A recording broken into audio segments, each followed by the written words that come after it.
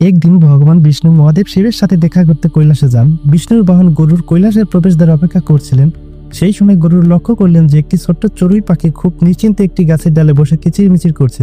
এমন সময় সেখানে যমরাজ বা কালদেব উপস্থিত হন। তিনি কৈলাসে ঢোকার সময় হঠাৎ থামেন এবং সেই ছোট্ট পাখিটির দিকে অত্যন্ত গম্ভীর ও তীক্ষ্ণ দৃষ্টিতে কিছুক্ষণ তাকিয়ে থাকেন।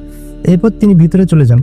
গরুর জানতেন যে কালদেবের দৃষ্টি কারো উপর পড়ার অর্থ হলো তার আয়ু ফুরিয়ে আসা। তিনি পাখিটির প্রতি মায়ায় পড়ে যান এবং তাকে বাঁচানোর সিদ্ধান্ত নেন। গরুর ভাবলেন যমরাজ হয়তো শীঘ্রই ফিরে এসে পাখিটির প্রাণ কেড়ে নেবেন। তাই তিনি পাখিটিকে তার নখ দিয়ে তুলে নিলেন এবং কয়েক হাজার মাইল দূরে লোহিত সাগরের পারে একটি নির্জন বনে রেখে আসলেন, যাতে কালদেব তাকে খুঁজে না পান। পাখিটিকে নিরাপদ স্থানে রেখে গরুর আবার কৈলাসে ফিরে আসেন। যমরাজ যখন বেরিয়ে আসছিলেন, গরুর তখন বিনম্রভাবে জিজ্ঞেস করলেন, প্রভু, আপনি কেন সেই ছোট্ট পাখিটির দিকে ওভাবে তাকিয়েছিলেন? যমরাজ হেসে উত্তর দিলেন, গরুর, আমি যখন পাখিটিকে দেখছিলাম তখন আমি অবাক হয়ে ভাবছিলাম যে পাখিটির মৃত্যু লেখা আছে কয়েক হাজার মাইল দূরে লোহিত সাগরের পারে এক বনের মধ্যে, কিন্তু পাখিটি তখন বসেছিল এখানে কৈলাসে। আমি ভাবছিলাম এত অল্প সময়ে এটি অত দূরে কিভাবে পৌঁছাবে, কিন্তু এখন দেখছি সে সেখানে পৌঁছে গেছে এবং মারাও গেছে।